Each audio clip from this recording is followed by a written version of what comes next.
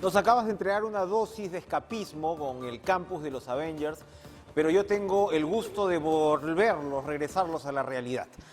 Vamos a tener 3 conversaciones muy interesantes que hemos tenido en el transcurso de hoy en Cara a Cara. Vamos a conversar con Máximo San Román, integrante del equipo técnico de Fuerza Popular, que nos va a dar un mensaje ya prácticamente final. Vamos a conversar con Natalia Sobrevilla, historiadora desde Londres, que tiene una posición bastante distinta, digamos, a la del señor San Román. Y un punto muy interesante, vamos a estar también con Dante Ponce de León, vocero de la Defensoría, para hablar sobre la situación que enfrentan las personas con discapacidad este domingo.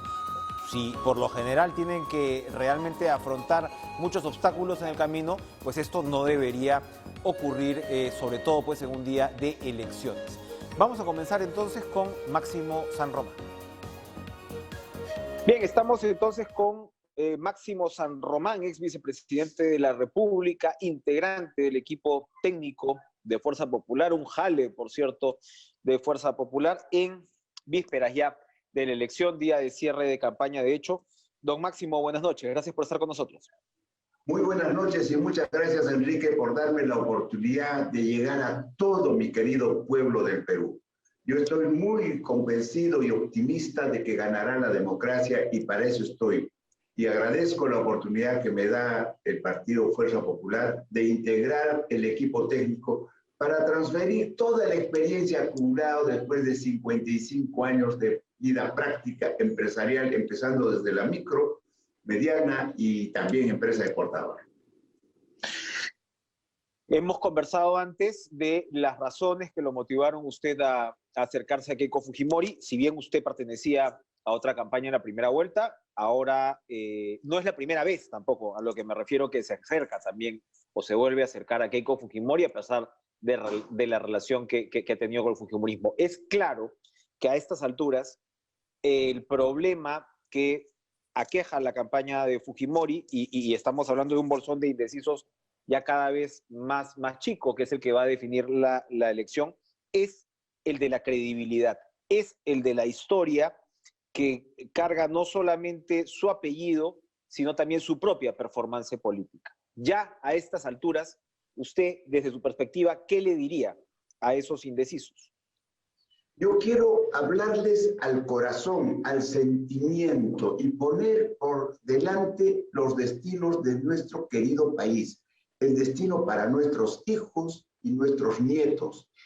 Tenemos una difícil situación. Tenemos que elegir al partido que representa la continuidad democrática y constitucional o saltamos al vacío, a lo desconocido, a un régimen que han anunciado que va a ser comunista, marxista, leninista, mariateguista.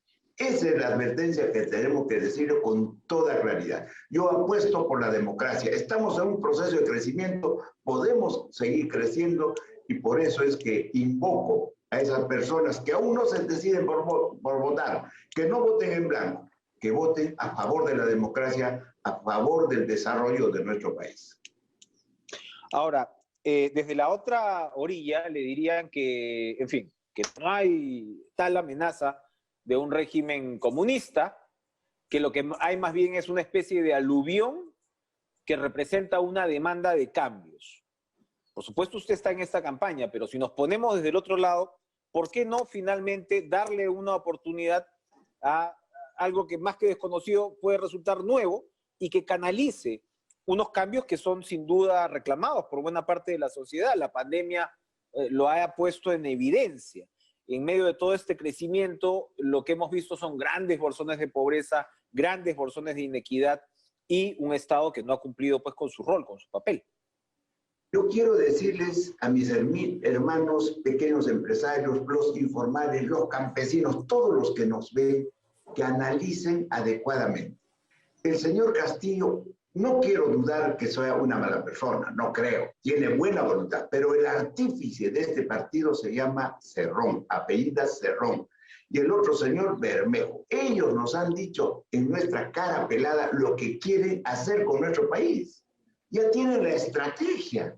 Dice, van a elegir a Castillo y después inmediatamente van a convocar un Congreso Constituyente y con ese Congreso Constituyente se van a quedar toda la vida gobernando y dispendiando en nuestro país. Lo van a nacionalizar todo, van a destruir todas las instituciones que trabajan en nuestro país, empezando del Tribunal Constitucional, la Defensoría del Pueblo, el Poder Judicial, todo lo van a manejar ellos. Y ellos quieren seguir los pasos que han seguido en el caso Chávez y Maduro en Venezuela. Yo no puedo aceptar que mi país se destruya, por eso es que estamos invocando a todos esos peruanos que aún no han decidido su voto, que vayan a votar y que voten a favor de la democracia y de la salvación de nuestro país.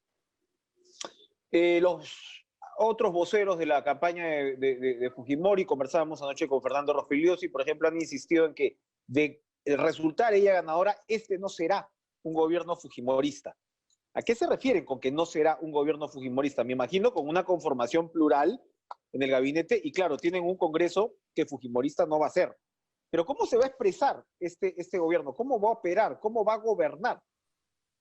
Yo he tenido el privilegio de que me convoquen a Arequipa para un acto trascendental que todo el Perú lo ha visto y el mundo también, donde la señora Keiko Fujimori ha juramentado ante el país y ante el mundo y con la mano derecha en la Biblia que va a cumplir estrictamente los principios democráticos. Y en ese acto hizo un acto que yo no lo había calculado, no lo había visto, un acto de pedir perdón con sinceridad.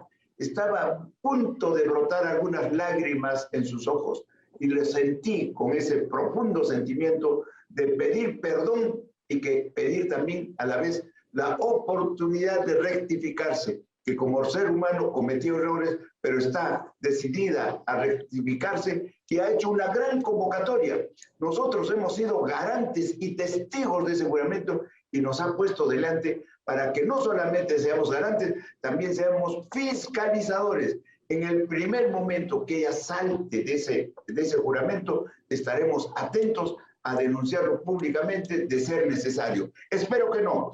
Ha hecho la convocatoria amplia a todos los partidos políticos, a todos los líderes, y no solamente líderes de partidos, también a los empresarios de las diferentes tiendas, y ha dicho expresamente que el Perú no lo va a sacar adelante solo, ella.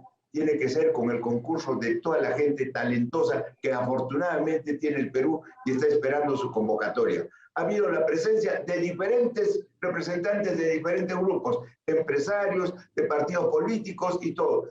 Y yo he estado presente y yo garantizo que la sinceridad de la señora Fujimori en esta oportunidad lo he notado clarísimamente y estoy seguro que no va a defraudar la confianza del pueblo del Perú. Antes, Máximo, se decía cuando el fujimorismo estaba muy cerca de ganar una elección, que ha sido en 2 ocasiones nada menos, ¿no? Con la señora Fujimori, y de hecho cuando ya tuvo, digamos, ya mucho peso hegemónico en el Congreso, lo que se decía mucho entre pasillos era, bueno, que el fujimorismo tenía un nombre para cada puesto público al que podían acceder. Ese es otro punto que, por supuesto, va mucho más allá de la impresión, en fin, de los funcionarios públicos.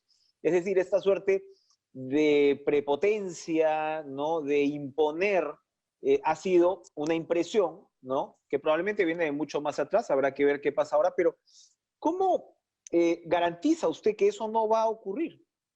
Que el fujimorismo no va a copar el Estado en buena medida. No va a ser así porque nos ha convocado y ha prometido en conversaciones privadas con nosotros y ante la nación entera que va a convocar a todos los mejores peruanos en base a sus méritos. La meritocracia va a primar en ella.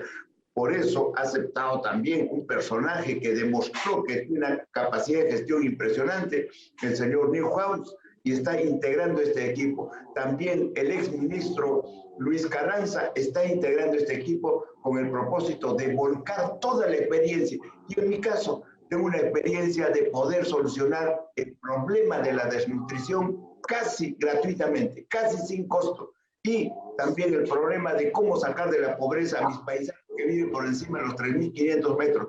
Cómo hacer competir a los gobiernos con los núcleos ejecutores. Fíjate, ya habíamos intentado con el ingeniero Alfonso Velázquez la sierra y selva exportadora. Hemos hecho concursar a los alcaldes productivos, los hemos llevado a Europa, a Estados Unidos, a ofrecer sus productos con unos resultados increíbles. Lamentablemente se descontinuó eso, pero nosotros vamos a fortalecer. Y en la sierra ya hemos logrado, a través de la Dirección de Ganadería, que se ha creado con el último gobierno del señor Kuczynski, se ha creado la Dirección de Ganadería, hemos logrado sembrar más de 200.000 hectáreas de alfalfa en todas las partes altoandinas. Con eso vamos a sacar de la pobreza a millones de agricultores y ganaderos que viven ahí y que vamos a convertir nuestro país en un emporio de riqueza ganadera. Vamos a exportar quesos madurados y ya tenemos hasta los mercados. Y la calidad del queso que se produce por encima de los 3.500 metros es incomparable con respecto a los otros productos que, por ejemplo, se producen en las llanuras en la Argentina o Uruguay. Ojalá podamos disfrutar de este proyecto, porque realmente lo de los quesos madurados es un mercado efectivamente premium, como se dice ahora, y es parte, hablábamos anoche con Pedro Franque, por ejemplo, la famosa papa prefrita congelada, que es la discusión con respecto a la importación de la papa. Uno ve, son cantidades relativamente pequeñas frente a la producción de papa total, pero el Perú no llega a industrializarse en el nivel que debería para producir su propia papa prefrita congelada, y de ahí el debate sobre la restricción de importaciones, etcétera. Así que bueno, esperamos que proyectos como este puedan aterrizar lo más rápido posible. Gracias, Máximo San Ramón, y suerte en las horas que quedan de campaña. Muchas gracias. Efectivamente, lo de la papa apenas se importa, no llega al 1% de la importación, pero son papas grandes, además, origen peruano. Lo que necesitamos es industrializar la papa que no producen allá y que nunca van a producir, que es las papas andinas, las papas originarias que tienen un gran mercado en el mundo. Para eso hay que darles capacitación, hay que transferir tecnología y, lógicamente, convertir a nuestro país en un exportador nato de productos naturales de gran calidad, inclusive tienen caroteno incluido. Tenemos todo por salir adelante, tengo mucha confianza y fe en el desarrollo de nuestro querido país. Gracias, Máximo San Román. Gracias, como siempre, por estar en Cara a Cara. Gracias. Buenas noches. Vamos a ir a una pausa.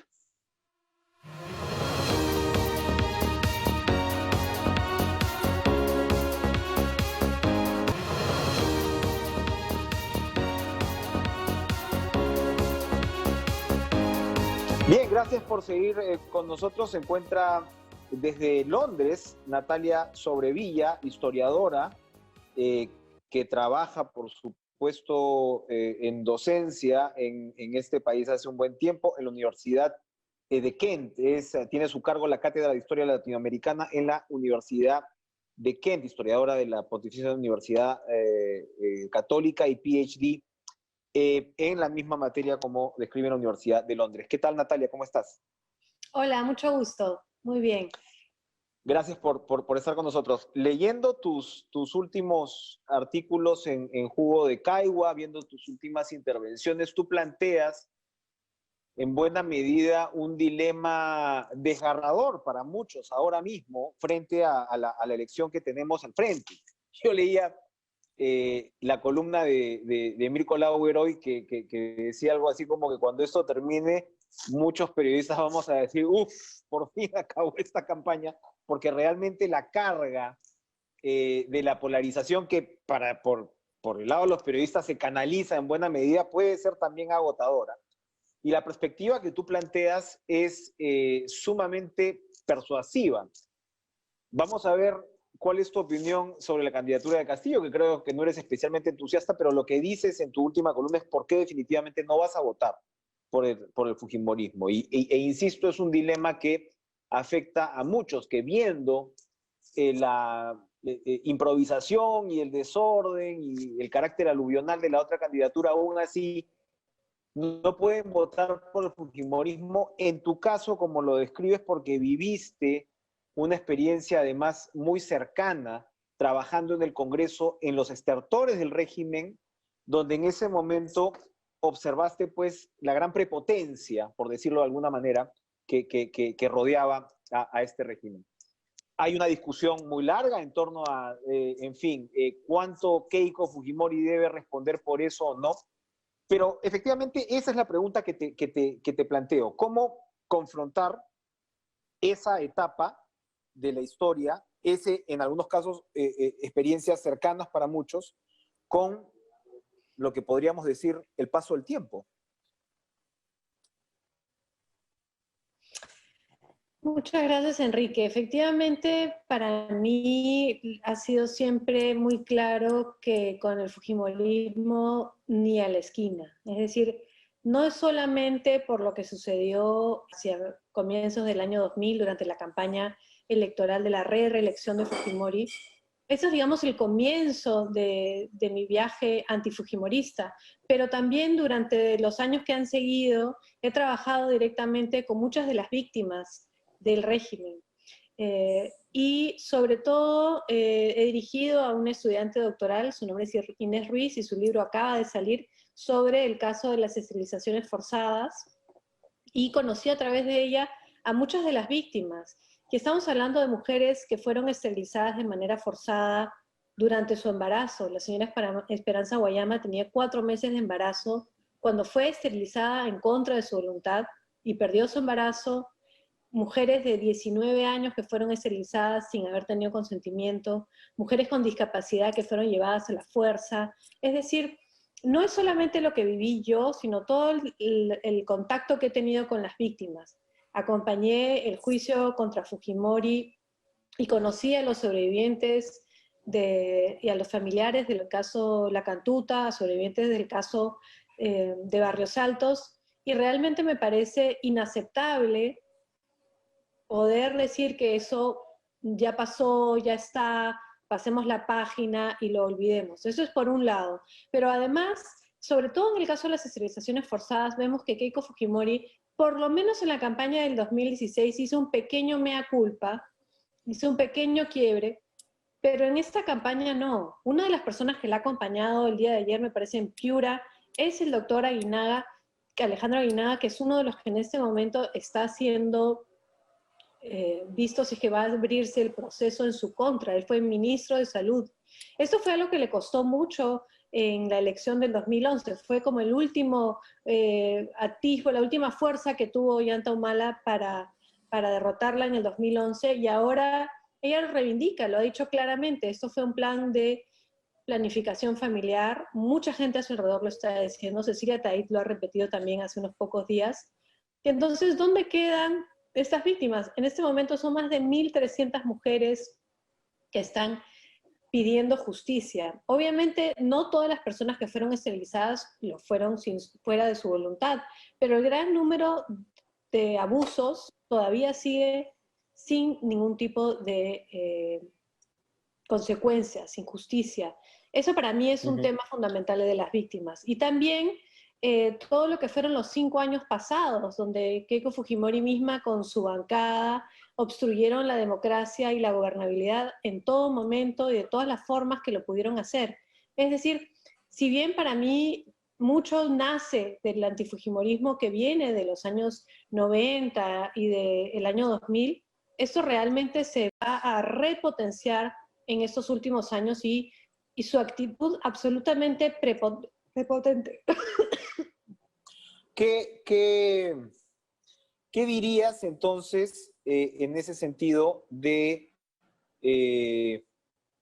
connotados antifujimoristas como Pedro Cateriano, que ahora están en la tienda de Fuerza Popular?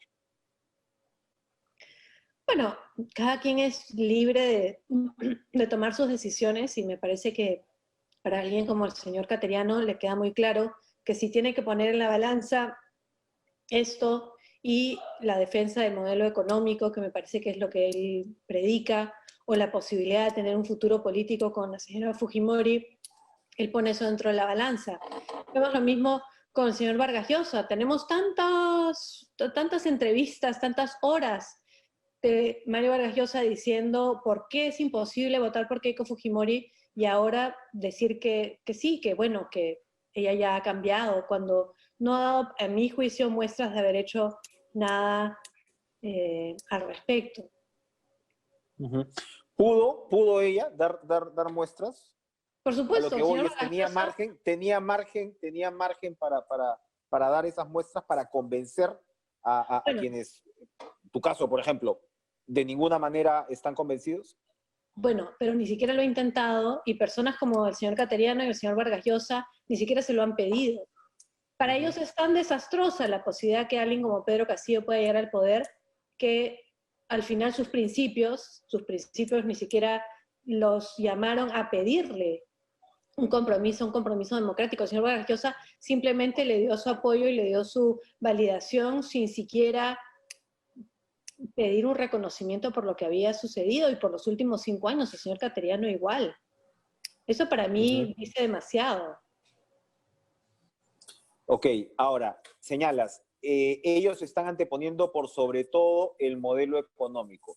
Según ellos señalan, anteponen también el modelo político, el mantenimiento de la democracia. En otra de tus columnas recientes tú tratabas lo que señalas como el miedo al comunismo en el Perú, que tiene, digamos, décadas, ¿no?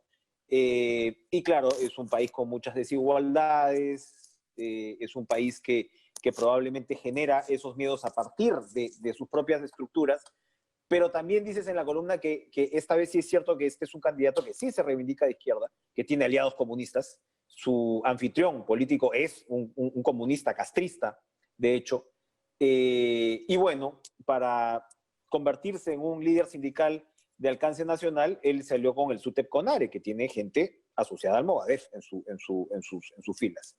Perdón, y en esa misma Sí. huelga se alió a Keiko Fujimori también. En esa misma huelga. Bueno, pero el dirigente sindical era él. Sí, pero los No, aliados, o sea, más allá compañeros de la de ruta, transformación. No, para bajarle la llanta al gobierno de aquel entonces, evidentemente, ¿no? Pero, digamos, quien opta por aliarse con dirigentes sindicales radicales es el señor Castillo, ¿no? Eso es evidente. O sea, ¿cómo ubicas a Castillo en ese cuadrante? a En mí me ese parece, miedo al comunismo y al mismo tiempo en su reivindicación, por lo menos de los líderes que lo acompañan desde una perspectiva claramente de izquierda. a mí me parece que es una exageración y una histeria pensar que el comunismo se va a implantar y que mañana vamos a ser Corea del Norte, Cuba o Venezuela. A mí me parece que eso está totalmente desproporcionado. Mis temores con el señor Castillo no vienen por el comunismo, ni siquiera con su alianza con el señor Cerrón, que además es corrupto, ha estado sentenciado por eso, ni siquiera por su alianza con los sectores más radicales del CONARE o del SUTEP o los maestros sindicalistas. Eso no es lo que a mí me preocupa del señor Castillo. Yo creo que además ahí se le está colgando un San Benito que no es el que realmente le merece. Si uno piensa cómo es que Cuba llegó a lo que es y cómo Fidel Castro derrotó a una dictadura y llegó al poder con un grupo armado, ¿es eso lo que está sucediendo ahora? ¿Tiene Castillo ese tipo de apoyo?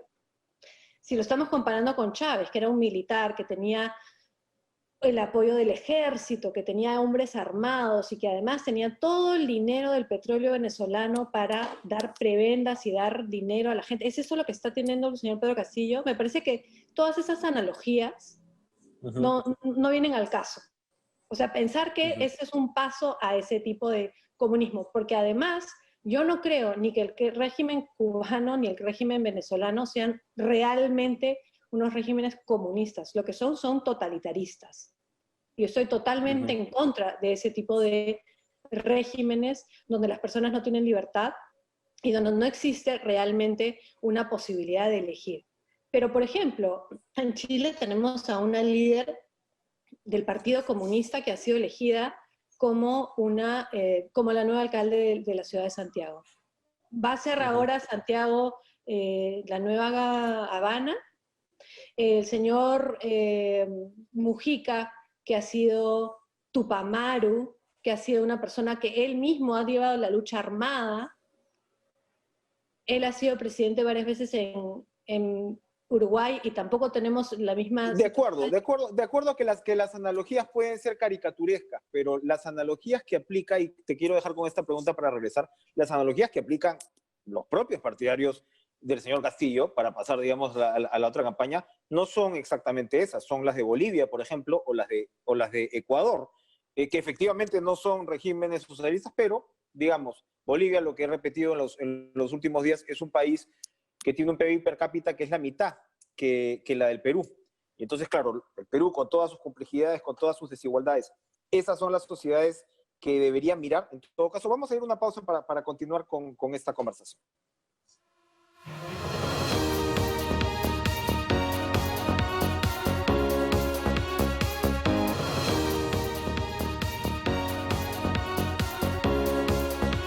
Continuamos con Natalia Sobrevilla desde Londres, historiadora, y hablábamos de efectivamente estas analogías del terror al comunismo, y yo te planteaba, Natalia, que a veces las inspiraciones que se están poniendo sobre la mesa son de regímenes un tanto más intermedios, por decirlo de alguna forma, el Ecuador de Correa, la Bolivia de Evo Morales. ¿Existen también o allí tampoco hay, entre comillas, ningún tipo de riesgo, de posibilidad?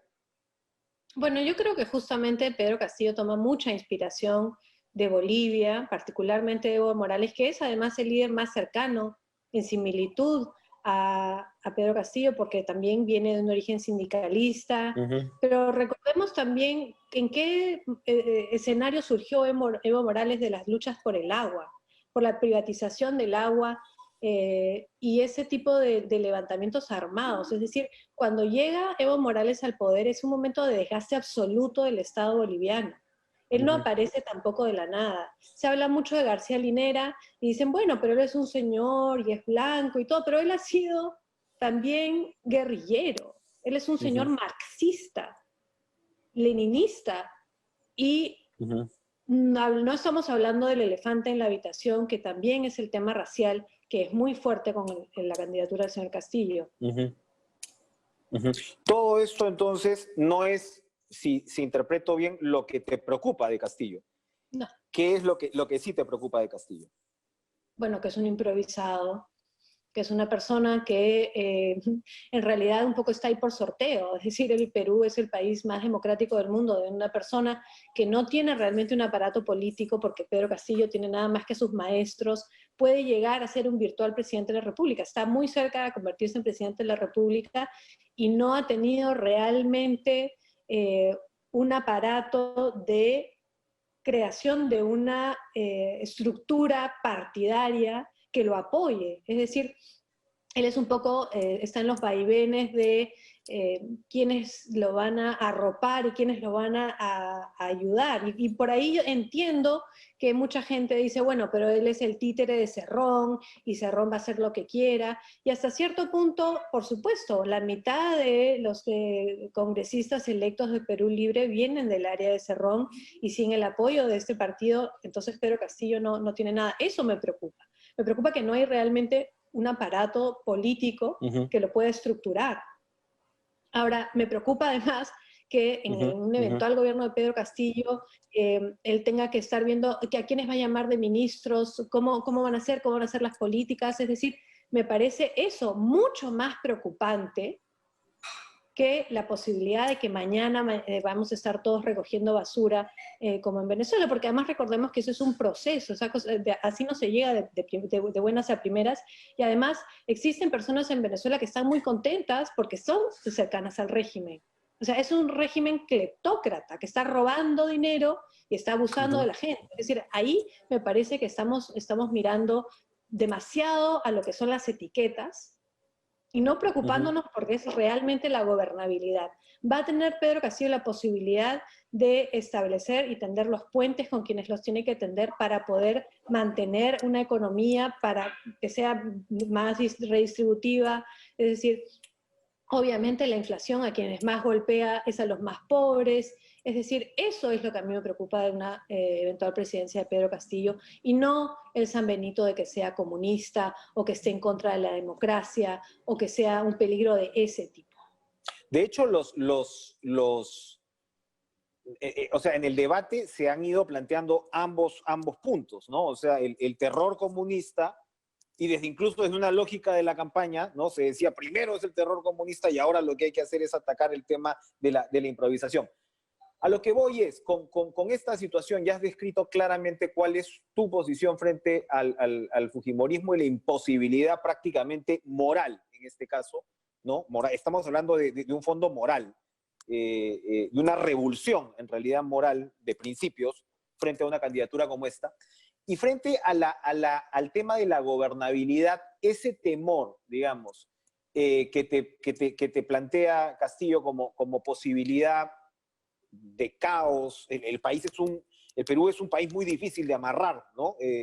Políticamente eso ha sido demostrado a lo largo de las últimas décadas, no es nada fácil de mantener, digamos, cohesionado.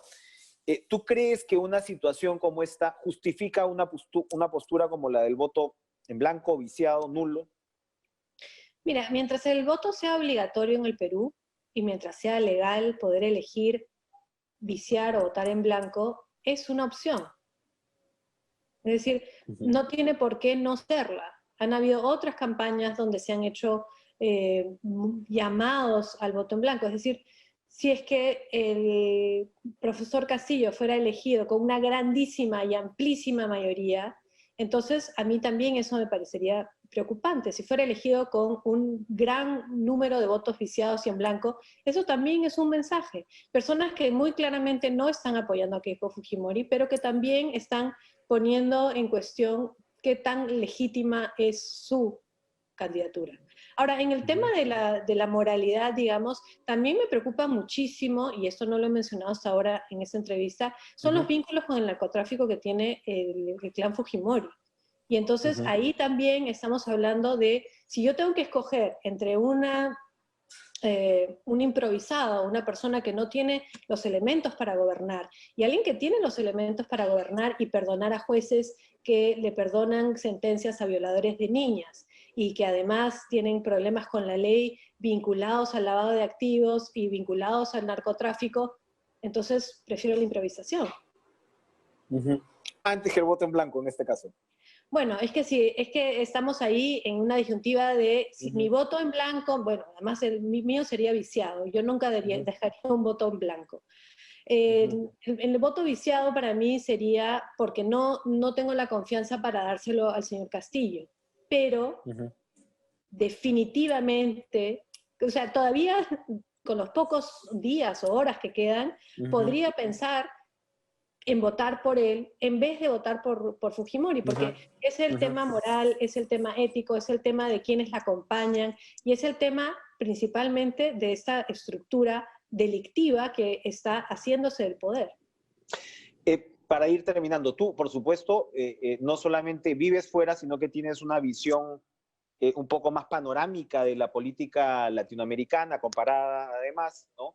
Que está pasando además por grandes procesos, ¿no? Muy complejos, demandas de cambio, ¿no? Masivas, Chile, Colombia, aquí mismo de todas maneras se está expresando un tipo de demanda de cambio, pero cuando hablamos de la ubicación de estos regímenes en el concierto internacional, tanto en el caso de Castillo como en el caso de Fujimori, antes de repente había más peso en ese concierto internacional. No sé si ahora es el mismo, cuando pues hablamos de personajes pues como Trump, en fin, como todo lo que se ha venido en estos años, ¿no? Pero de alguna manera la bendición internacional, no sé si es tan importante como antes o no, pero en todo caso, ¿quién de los dos la tendría mejor, más fácil? Quizás por lo que me estás describiendo, ¿sería Castillo? Bueno, una administración Biden no me parece que sería intrínsecamente opuesta a una posibilidad de que existan cambios en el Perú. Estoy segura que estarían abiertos a eso. Recordemos además, sobre todo en el caso de Colombia, que Alberto Fujimori y Vladimir Montesinos le vendieron armas a las FARC. Entonces, ahí también estamos hablando de unos vínculos con el narcoterrorismo internacional. Pero ahora si hablamos en el mundo en general, esa movida hacia la derecha que fue muy pronunciada en los años de Trump está cediendo un poco. Hemos visto que Benjamín Netanyahu ha perdido el control del gobierno en Israel, que también está entrando a un gobierno de izquierda. Y entonces hay unos... Se han aliado hasta sus propios aliados, hasta los aliados de derecha de Netanyahu se han aliado con la izquierda con tal de sacarlo del poder, ¿no? O sea, claro, es una coalición también, muy particular. Bueno, pero también es porque ha habido un exceso de arrogancia de parte de Netanyahu y ya estaban desde el año pasado con varios intentos de hacer este cambio de gobierno hasta que finalmente lo han logrado. Y la izquierda en Israel se ha aliado hasta con los más radicales de derecha para poder sacarlo de camino. Es decir, me parece que hay unos ciertos vientos de cambio. Me parece que Bolsonaro, por ejemplo, que llegó al continente con grandes movidas sobre qué podía vaticinarlos a la derecha, y además la campaña de Keiko Fujimori se ha inspirado en él, es decir, la toma de la camiseta de Perú no es una novedad ni un invento de los fujimoristas, es exactamente lo mismo que hizo Bolsonaro. ¿Por qué van a hacer las marchas y la gente no se pone el polo naranja? Porque no tienen cara para hacerlo, prefieren ponerse el polo de Perú y cambiar el discurso. Yo creo que en el ambiente internacional hay mucha más apertura hacia una posibilidad de esto. Y recordemos además que en Europa la mayor cantidad de gobiernos, incluso los más de derecha como el Reino Unido, son sociedades socialdemócratas, que tienen una serie de provisiones para los ciudadanos que en el Perú serían consideradas prácticamente Cuba. Tenemos salud pública gratuita para todos los ciudadanos, educación pública, es decir, cosas que se consideran un anatema en el Perú, que aquí son normalizadas hasta para la derecha más recalcitrante en el Reino Unido. Ahora, ya no son claramente tan anatema después de la pandemia, ¿no? Digamos, para buena parte, o sea, las falencias del Estado y del sistema de seguridad social han quedado en evidencia, ¿no? Sí, por supuesto, pero justamente por eso es que hay un deseo de cambio tan radical. Por eso se ha buscado la radicalidad máxima hacia la izquierda, y eso es además lo que genera esta desazón y esta incomodidad entre los grupos de poder. Bien, Natalia Sobrevilla, muchas gracias por compartir estas perspectivas con nosotros hoy en Caracas. Gracias. Vamos a ir a una pausa.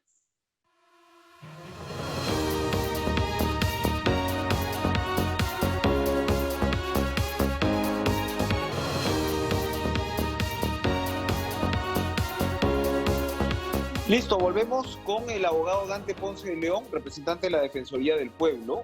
Si una elección en general es un desafío en medio de una pandemia, ha habido tanto debate sobre eso, tanto esfuerzo de los organismos electorales para poder llevarla en la mayor normalidad posible, pues cómo es además para las personas que sufren algún tipo o tienen algún tipo de discapacidad. Estamos hablando de exactamente 356.007 electores que se enfrentan, como se enfrentan en la vida diaria, en realidad, a un déficit de facilidad, de infraestructura, a un, en realidad, incumplimiento de derechos que se ve expresado, como no, en una jornada electoral.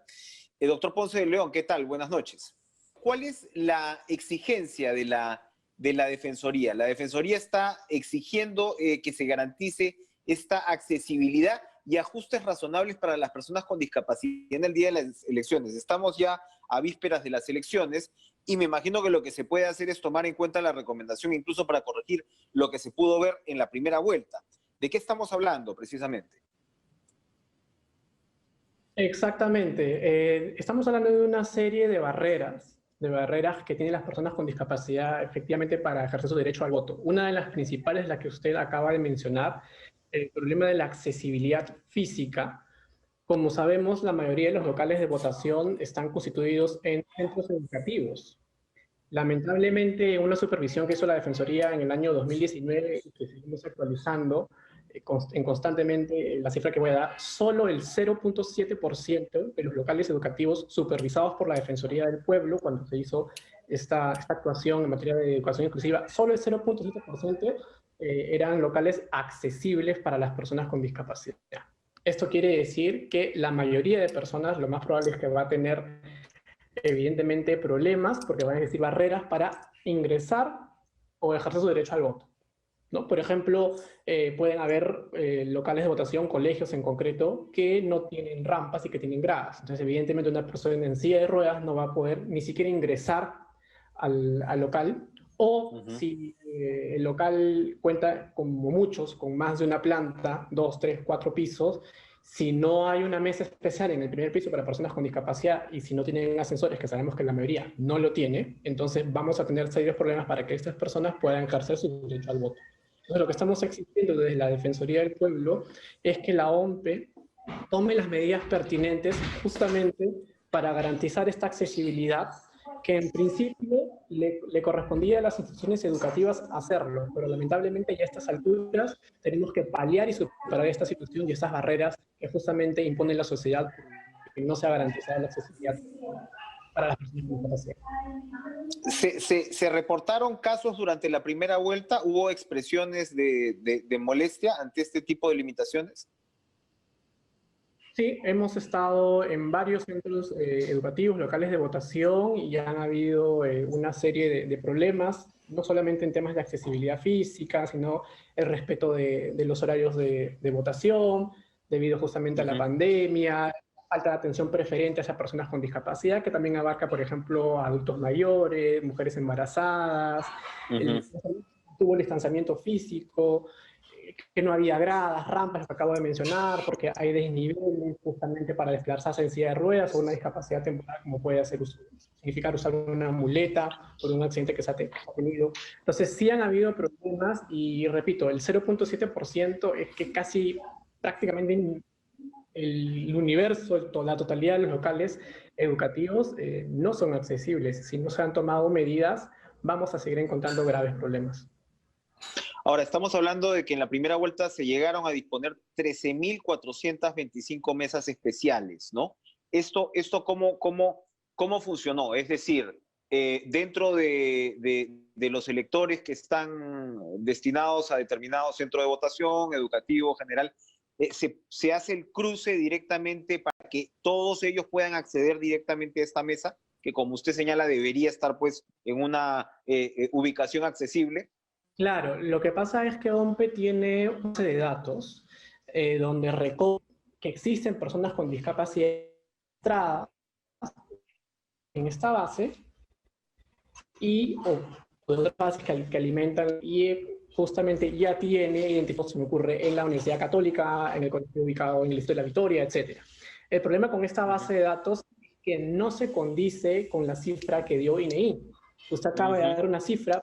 El censo de 2017 de población y vivienda, que es la última información más actual, oficial y actualizada, como digo, que tenemos, hay más de 2,5 millones de personas con discapacidad, mayores de 18 años, por tanto pueden ejercer su derecho al voto. Entonces, si es una gran diferencia, como vemos en términos cuantitativos, con lo cual quiere decir que se van a presentar problemas porque estas mesas que deberían estar instaladas en el primer piso de los locales de votación para justamente evitar desplazamientos a una segunda planta o a locales, espacios inaccesibles del propio centro educativo, no se produzca. Pero si no tenemos en cuenta al universo de personas con discapacidad, van a existir y van a seguir habiendo lamentablemente en esta segunda vuelta también barreras impuestas por el sistema.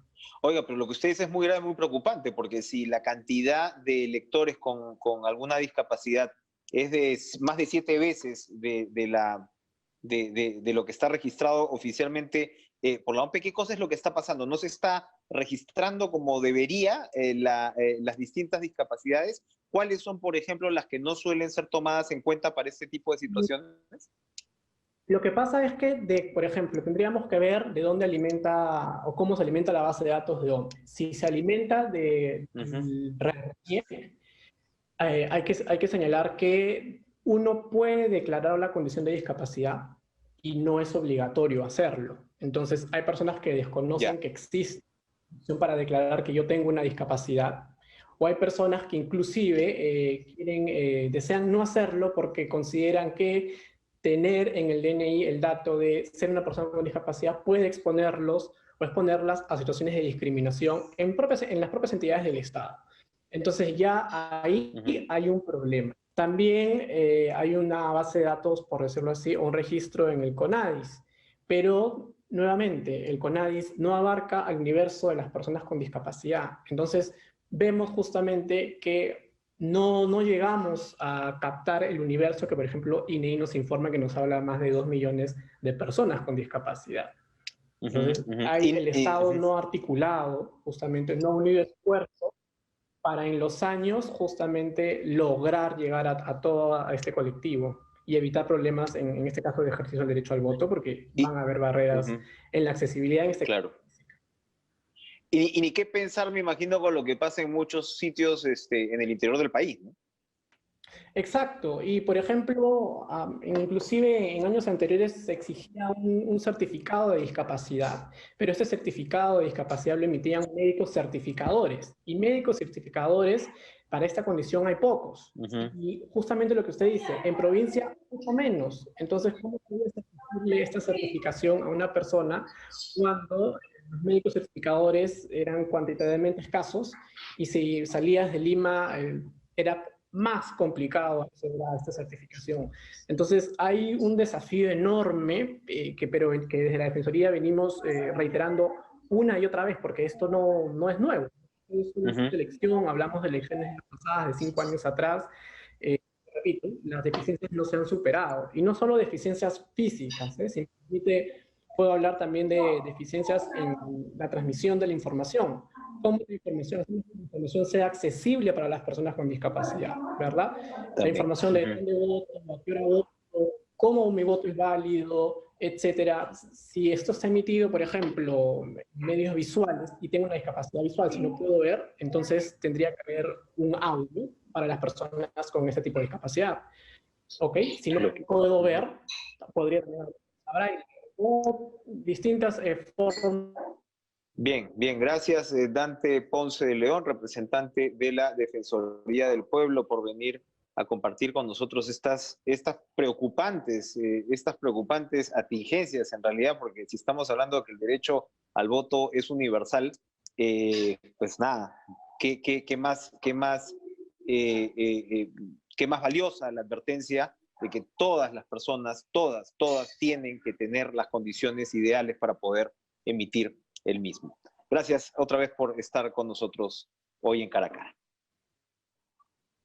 Y con eso terminamos el Cara a Cara de hoy. Sigan ustedes en la programación de TV Perú a las 11 de la noche, un especial de A Todo Fútbol con todos los detalles del partido Perú-Colombia, y nosotros nos reencontramos mañana ya en vísperas prácticamente de la elección del domingo. Que tengan una excelente noche. Adiós.